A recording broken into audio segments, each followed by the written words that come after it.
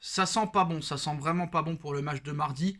Quand tu vois la prestation du Barça ce soir, quand tu vois un patron de la taille de Lionel Messi, alors que nous, on n'a pas de patron, quand tu vois les prestations du Paris Saint-Germain ces derniers matchs, quand tu vois que tu as beaucoup de difficultés dans le jeu, quand tu vois le jeu du Barça ce soir, qui sont capables de t'aligner 15, 20 passes d'affilée et que ça amène à des buts, les phases de jeu, quand tu vois leur milieu de terrain ce soir qui est très très jeune, un Ricky Poug ou Ricky Puig comme vous voulez, qui pour moi a 10 gays à chaque jambe, c'est une réalité. Quand tu vois le petit Pedri qui rentre, quand tu vois Lionel Messi en mode patron, quand tu vois l'entente qu'il y a dans ce groupe malgré les blessés, je suis désolé, même quand tu vois Kuruma au milieu de terrain vraiment qui a fait un match assez intéressant, les mecs ils ont 18 ans, 17 ans, ils marchent sur notre milieu de terrain. En ce moment, à part Paredes et Marco Verratti, personne n'a le niveau de ces joueurs-là, il faut dire la vérité.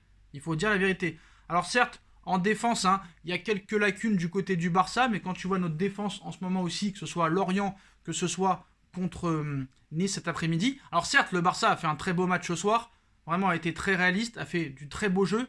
Ça reste Alaves, mais est-ce que Alaves est moins fort que Nice, que Brest, que Saint-Etienne, que Montpellier? Ça, c'est aussi un débat qu'il faudra aussi en discuter. Voilà, je vais vous dire la vérité. Le petit Trincao devant en ce moment est très très bon. Ousmane Dembélé a été mis au repos.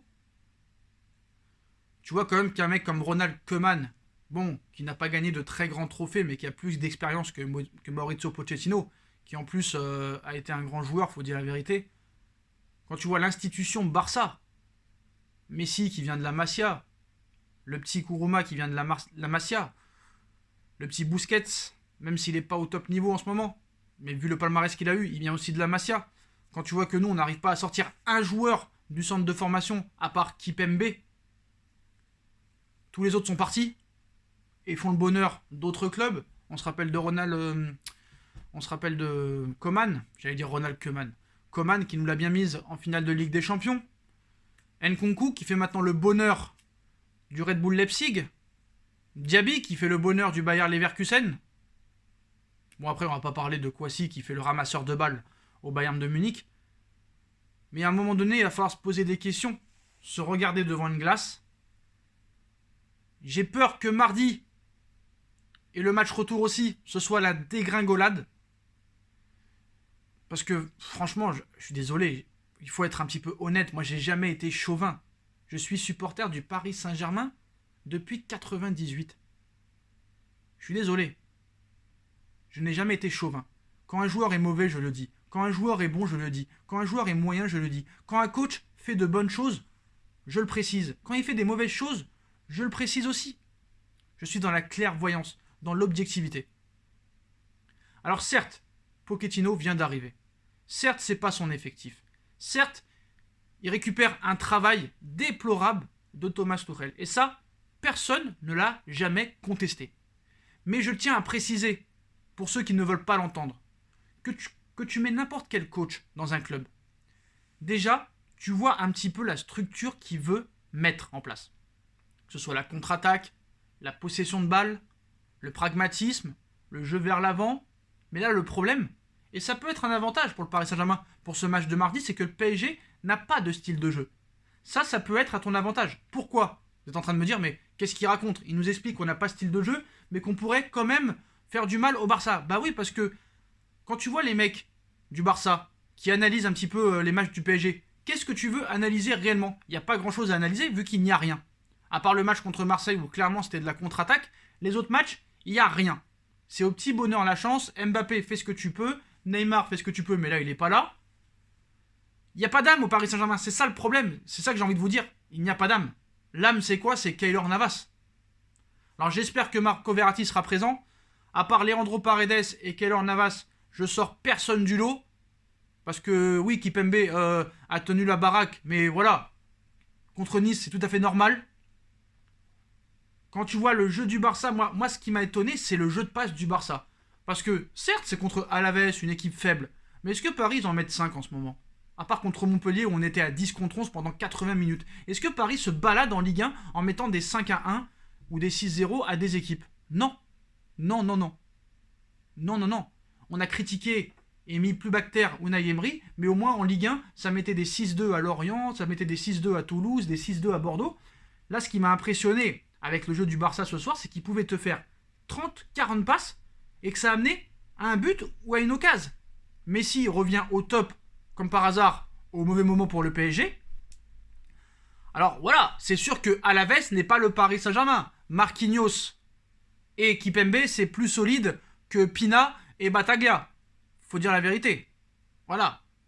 Mais bon, les latéraux, le petit Mingueza et le petit Firpo ce soir, qui a été buteur, qu'est-ce qu'ils ont à envier à Florenzi et surtout Kurzawa. Alors Florenzi, moi, vraiment, pour moi, hein, il est indéboulonnable dans cette équipe.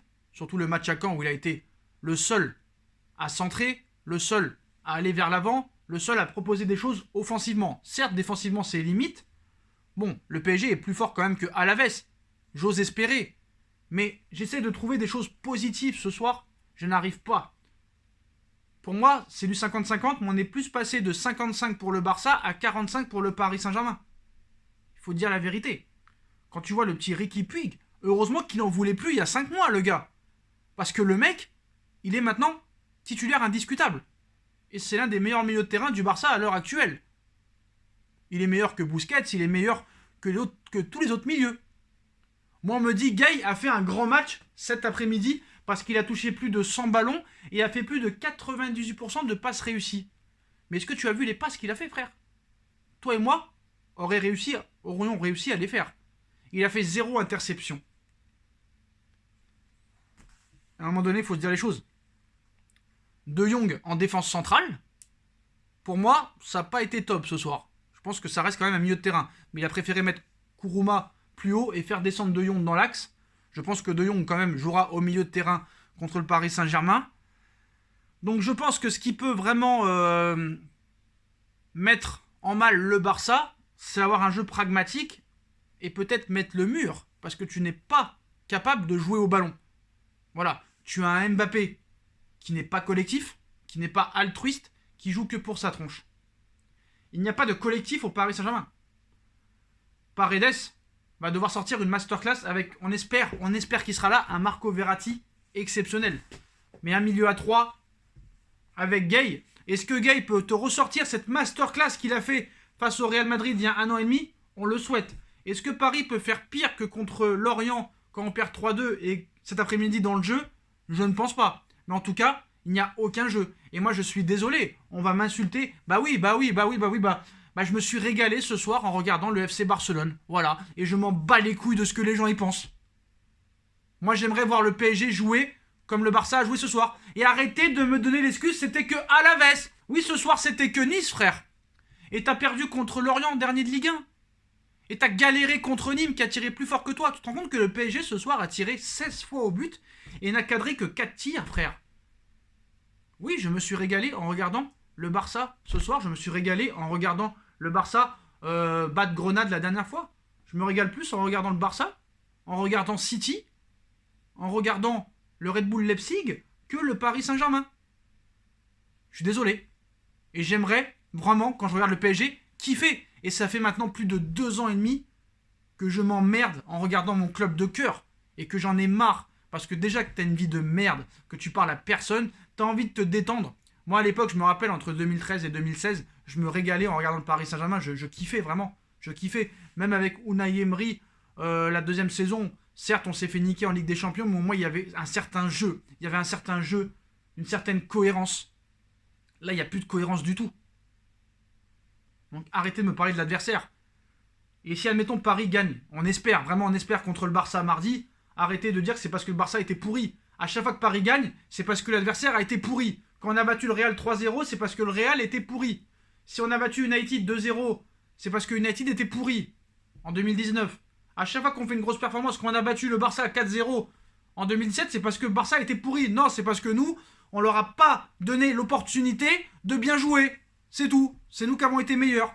Mais malheureusement, ce soir, force est de constater que le PSG, au niveau du jeu, c'est le néant total.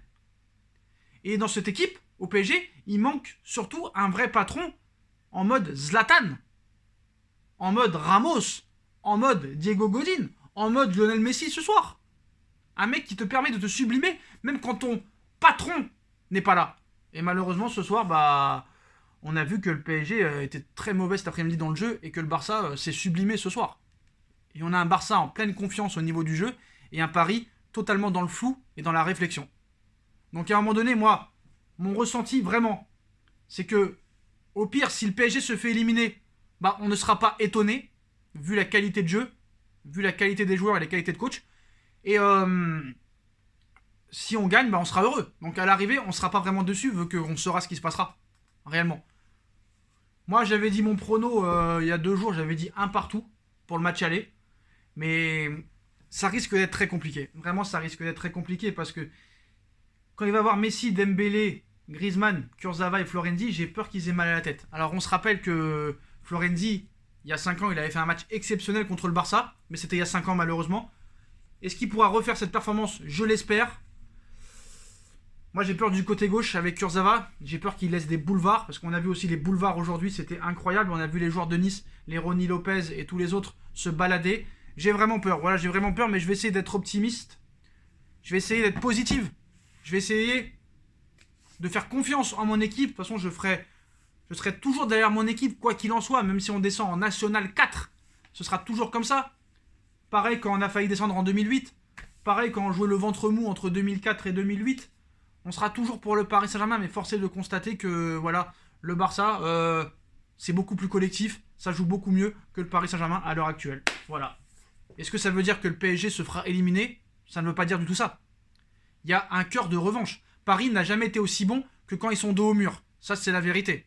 À Manchester, en poule, jamais on n'aurait pensé que Paris aurait gagné. Et pourtant, ils l'ont fait. Contre Dortmund, beaucoup pensaient qu'on allait se faire éliminer. Ils l'ont fait. Donc Paris n'est jamais meilleur que dos au mur. Voilà. Mais quand tu vois le niveau de jeu du Barça et du PSG, tu peux avoir peur. Mais voilà. Moi, je pense qu'il faut leur rentrer dedans. Faut pas s'occuper de Pochettino parce que le message ne passe pas. Faut pas s'occuper. Un mec comme Marquinhos doit montrer qu'il est en mode patron. Un mec comme Verratti aussi. Un mec comme Keylor Navas qui a 3 ou 4 Ligues des Champions derrière lui. C'est eux maintenant qui doivent gérer parce que aucun coach n'est capable de faire quelque chose. Donc autant que ce soit les joueurs qui s'y mettent.